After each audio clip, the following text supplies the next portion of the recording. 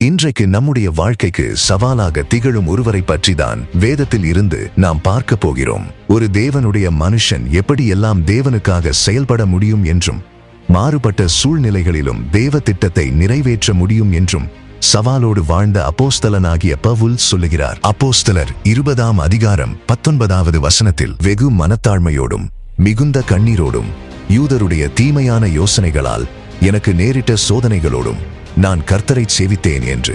இந்த வசனத்தில் நான் கர்த்தரை சேவித்தேன் என்பதற்கு கர்த்தருக்காக வேலை செய்தேன், ஊழியம் செய்தேன் என்ற அர்த்தத்தில் வரும்.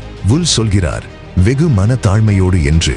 அதாவது அவர் ஜனங்களிடத்தில் கர்த்தருடைய வார்த்தையை சொல்லும் போதும் அவர்களோடு பழகும் போதும், நான் வேதத்தை கற்றவன், பெரிய அறிவாளி, சகல ரகசியங்களையும் அறிந்தவன், இயேசு கிறிஸ்துவின் சத்தத்தை கேட்டவன் என்ற பெருமையோடு அல்ல, கேட்கும் மக்களிடத்தில் வெகு மனத்தாழ்மையோடு தேவ ஊழியம் செய்தார் பவுல்.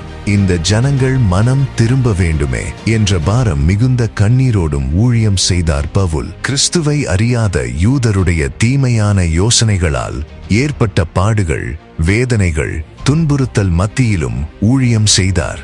சூழ்நிலைகள் சாதகமாக இருக்கும் போதும் மட்டுமல்ல, சூழ்நிலைகள் மாறாக இருக்கும் போதும் தேவனுக்காக செயல்பட்டவர் பவுல்.